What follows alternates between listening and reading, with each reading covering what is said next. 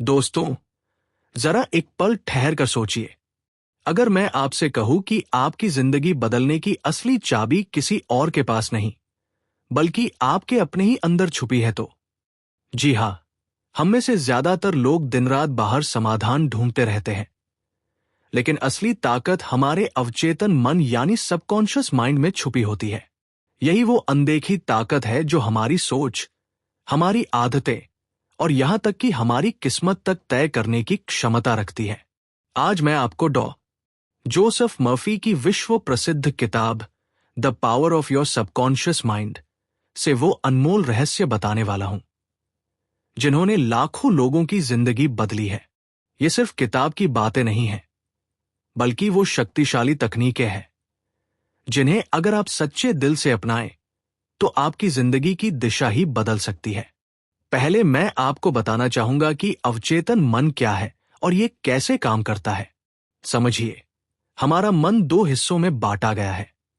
एक है चेतन मन जो सोचता है, तर्क करता है, निर्णय लेता है, और दूसरा है अवचेतन मन जो हमारे सभी अनुभवों, यादों, विश्वासों और आदतों को संग्रहित करता है।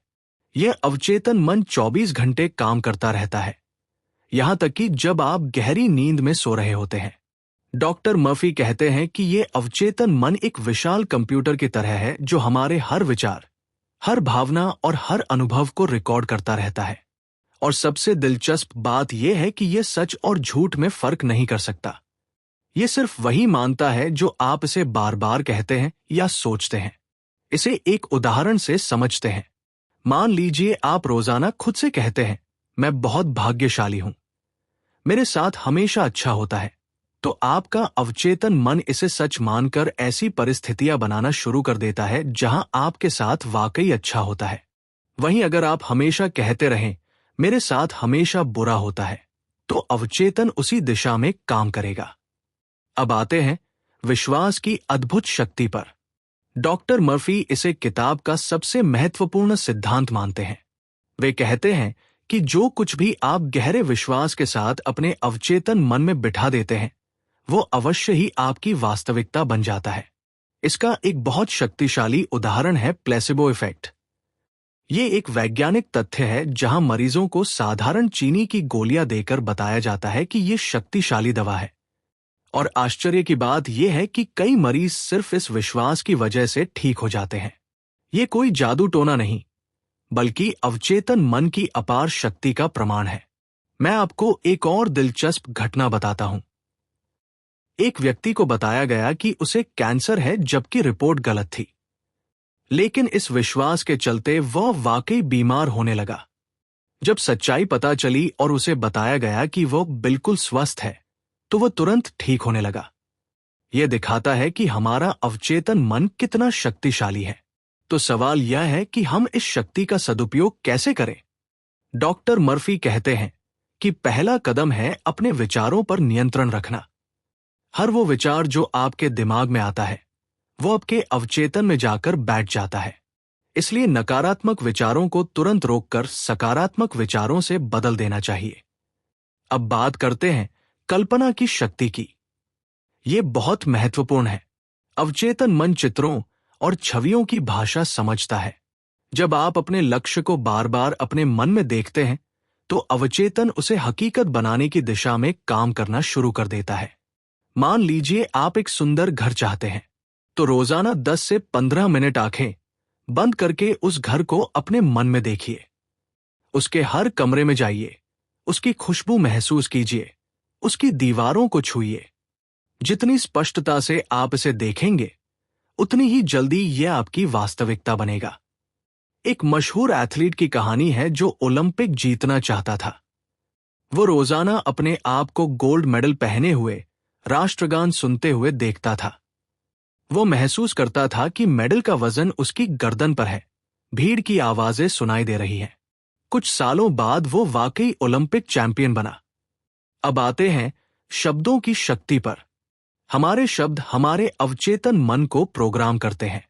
अगर आप हमेशा कहते रहते हैं, मेरी याददाश्त बहुत कमजोर है, तो अवचेतन इसे सच मानकर आपकी याददाश्त को और भी कमजोर बना देगा। लेकिन अगर आप कहें, मेरी याददाश्त दिन ब दिन तेज होती जा रही है, तो अवचेतन उसी दिशा में काम करेगा। इसलिए अपनी भाषा पर बहुत ध्यान दीजिए। नहीं कर सकता की जगह मैं कर सकता हूं कहिए। मुश्किल है की जगह मैं इसका समाधान ढूंढूंगा कहिए। मेरे पास पैसे नहीं हैं की जगह पैसा मेरे पास आ रहा है कहिए। अब बात करते हैं डर को जीतने की। डर भी अवचेतन मन की ही उपज है। जब हम बार बार किसी बुरी चीज के बारे में सोचते हैं तो अवचेतन उसे हकीकत बनाने लगता है। डॉक्टर मर्फी कहते हैं कि डर से निपटने का सबसे अच्छा तरीका है उसे विश्वास से बदल देना। अगर आप नौकरी खोने का डर रखते हैं तो इस डर को मैं योग्य हूं, मेरे पास अच्छे अवसर आते रहते हैं कि विश्वास से बदल दीजिए। अगर आप बीमारी का डर रखते हैं तो इसे मैं पूर्ण स्वस्थ हूं, मेरा शरीर मजबूत है से बदलिए। यहां मैं एक व्यक्ति की कहानी बताना चाहूंगा। वो हमेशा ये डरता था कि कहीं उसे हार्ट अटैक न हो जाए, क्योंकि उसके पिता को हार्ट अटैक आया था। ये डर उसके दिमाग में इतना घर कर गया कि वो वाकई हृदय संबंधी समस्याओं से जूझने लगा। जब उसने डॉक्टर मर्फी की तकनीक अपनाई और रोजाना अपने स्वस्थ दिल की कल्पना करने लगा, तो धीरे धीरे उसकी समस्याएं दूर हो गई। अब आते हैं स्वास्थ्य की बात पर। अवचेतन मन का हमारे शरीर पर गहरा प्रभाव होता है। तनाव, चिंता और नकारात्मक सोच से न केवल मानसिक समस्याएं होती है, बल्कि शारीरिक बीमारियां भी जन्म लेती है। डॉक्टर मर्फी कई ऐसे मामले बताते हैं जहां लोगों ने सिर्फ अपनी सोच बदलकर गंभीर बीमारियों को ठीक कर लिया। स्वास्थ्य के लिए सबसे शक्तिशाली मंत्र है, मैं पूर्ण रूप से स्वस्थ हूं। मेरा हर अंग, हर कोशिका स्वस्थ और मजबूत है। मेरे अंदर जीवन शक्ति का प्रवाह हो रहा है। इसे रोजाना सुबह शाम दोहराइए और अपने आप को पूर्ण स्वस्थ देखिए। लेकिन यहां एक बात ध्यान रखिए, इसका मतलब यह नहीं कि आप डॉक्टर की सलाह छोड़ दें। अवचेतन की शक्ति चिकित्सा के साथ मिलकर काम करती है और इलाज की प्रक्रिया को तेज बनाती है। अब बात करते हैं धन और समृद्धि की। ज्यादातर लोगों के मन में गरीबी की मानसिकता बैठी होती है। वे हमेशा यही सोचते रहते हैं कि पैसे की कमी है, महंगाई बढ़ रही है, अमीर होना मुश्किल है। ये सब अवचेतन में जाकर बैठ जाता है और फिर अवचेतन वैसी ही परिस्थितियां बनाता है। डॉक्टर मर्फी कहते हैं कि धन आकर्षित करने के लिए पहले अपनी मानसिकता बदलनी होगी। अभाव पर फोकस करने के बजाय प्रचुरता पर फोकस कीजिए। मैं धन का चुंबक हूं, पैसा मेरे पास आसानी से आता है, मैं समृद्धि के योग्य हूं। जैसे वाक्य रोजाना दोहराइए। एक व्यापारी की कहानी है जो दिवालिया होने की कगार पर था। उसने इन तकनीकों को अपनाया और रोजाना अपने आप को सफल व्यापारी के रूप में देखने लगा। उसने अपने अवचेतन को यह संदेश दिया कि वह योग्य है, सफल है और उसके पास अच्छे विचार आते रहते हैं। कुछ महीनों में उसके पास नए आइडिया आने लगे, सही लोग मिलने लगे और वो न केवल दिवालिया होने से बचा बल्कि पहले से भी ज्यादा सफल हो गया। अब आते हैं रिश्तों की बात पर। हमारे रिश्ते भी हमारी अवचेतन सोच का प्रतिबिंब है। अगर आप हमेशा ये सोचते रहते हैं कि कोई मुझसे प्रेम नहीं करता, मेरे दोस्त अच्छे नहीं हैं, तो अवचेतन वैसी स्थिति बनाएगा। लेकिन अगर आप सोचे कि मैं प्रेम के योग्य हूं, मेरे चारों ओर अच्छे लोग हैं, तो रिश्ते बेहतर होने लगेंगे। एक महिला की कहानी है जिसकी शादी में बहुत समस्याएं थी। वो हमेशा अपने पति की बुराइयां सोचती रहती थी। डॉक्टर मर्फी की सलाह पर उसने रोजाना अपने पति की अच्छाइयों के बारे में सोचना शुरू किया। वो उसे एक प्रेमी, समझदार और दयालु पति के रूप में देखने लगी। धीरे धीरे उनके रिश्ते में सुधार आने लगा। ये तकनीक न केवल पारिवारिक रिश्तों में बल्कि दोस्ती, कारोबारी रिश्तों में भी काम करती है। दूसरों की अच्छाई पर फोकस कीजिए और देखिए कि कैसे लोग आपके साथ बेहतर व्यवहार करने लगते हैं। अब बात करते हैं नींद की शक्ति की। सोने से ठीक पहले का समय बहुत महत्वपूर्ण होता है, क्योंकि इस समय अवचेतन मन सबसे ज्यादा ग्रहणशील होता है। इस समय आप जो भी विचार या संदेश देते हैं, वे गहराई से बैठ जाते हैं। इसलिए सोने से पहले कभी भी नकारात्मक बातें मत सोचिए, न ही अपनी समस्याओं पर फोकस कीजिए। इसके बजाय अपने लक्ष्यों, सपनों और सकारात्मक संदेशों पर ध्यान दीजिए। आप चाहें तो कोई समस्या का समाधान भी अपने अवचेतन से मांग सकते हैं। कई बार नींद में या सुबह जागने पर आपको समाधान मिल जाएगा। एक वैज्ञानिक की कहानी है जो एक जटिल समस्या का समाधान नहीं ढूंढ पा रहा था। उसने रात को सोने से पहले अपने अवचेतन से कहा, कल सुबह मुझे इस समस्या का हल मिल जाएगा। सुबह जागने पर उसके पास पूरा समाधान था।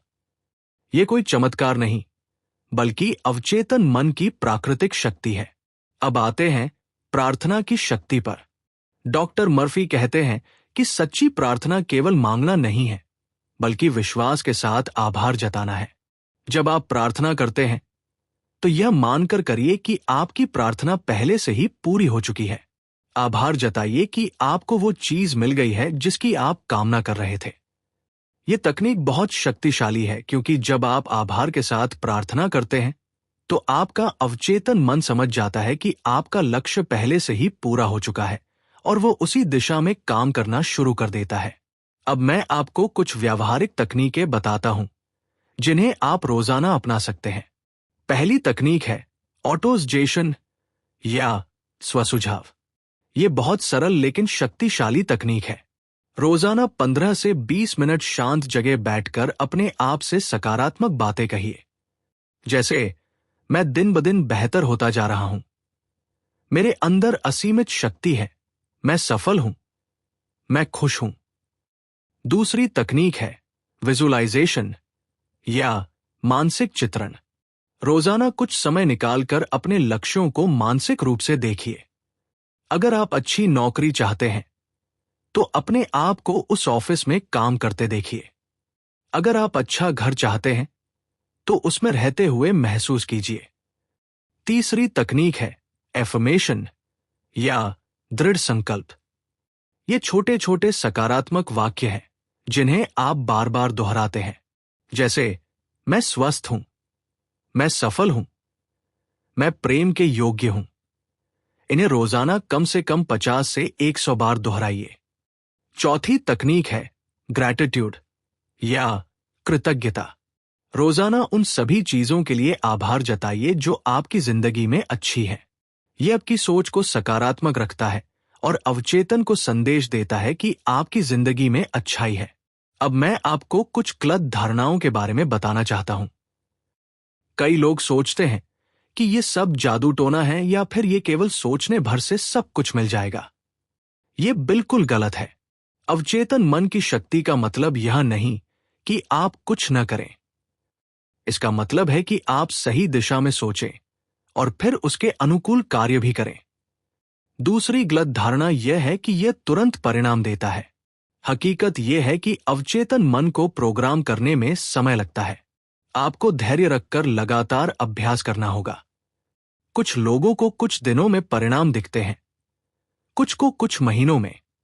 तीसरी गलत धारणा यह है कि यह केवल अमीर बनने के लिए है। सच्चाई यह है कि अवचेतन मन की शक्ति जिंदगी के हर क्षेत्र में काम करती है। स्वास्थ्य, रिश्ते, करियर, खुशी, मानसिक शांति। अब आते हैं इस बात पर कि कई लोग इस तकनीक को आजमाने के बाद हार मान जाते हैं। इसके मुख्य कारण हैं, पहला, वे पुराने नकारात्मक विचारों को पूरी तरह छोड़ नहीं पाते। दूसरा, वे तुरंत परिणाम की उम्मीद करते हैं। तीसरा, वे सिर्फ सोचते हैं लेकिन कार्य नहीं करते। सफलता पाने के लिए आपको 3 चीजें करनी होंगी। पहला, अपने नकारात्मक विचारों और विश्वासों को पहचानकर उन्हें सकारात्मक से बदलना। दूसरा, रोजाना लगातार अभ्यास करना। तीसरा, धैर्य रखना और अपने लक्ष्य की दिशा में कार्य भी करना। मैं आपको एक बहुत महत्वपूर्ण बात बताना चाहता हूं। अवचेतन मन केवल वर्तमान काल को समझता है। यह भूत और भविष्य नहीं समझता। इसलिए जब भी आप कोई संदेश दें तो वर्तमान काल में दें। मैं अमीर बनूंगा की जगह मैं अमीर हूं कहिए। मैं स्वस्थ हो जाऊंगा की जगह मैं स्वस्थ हूं कहिए। एक और महत्वपूर्ण बात यह है कि अवचेतन मन नकारात्मक शब्दों को नहीं समझता। अगर आप कहते हैं मैं गरीब नहीं हूं, तो यह केवल गरीब शब्द को पकड़ता है। इसलिए हमेशा सकारात्मक भाषा का इस्तेमाल करिए। मैं समृद्ध हूं। अब मैं आपको बताता हूं कि आप अपनी प्रगति को कैसे मापें। सबसे पहले अपनी वर्तमान स्थिति को लिख लीजिए, फिर अपने लक्ष्य तय कीजिए। हर दिन अपने विचारों और व्यवहार में आने वाले बदलावों को नोट कीजिए। आप देखेंगे कि धीरे धीरे आपका नजरिया बदलने लगेगा। आपका आत्मविश्वास बढ़ेगा और अवसर भी आने लगेंगे। अब आखिर में मैं आपको कुछ सुनहरे नियम बताता हूं। पहला नियम, हमेशा सकारात्मक सोचें। दूसरा नियम, अपने शब्दों पर ध्यान दीजिए। तीसरा नियम, रोजाना अभ्यास कीजिए। चौथा नियम, धैर्य रखिए। पांचवा नियम, कार्य भी करिए।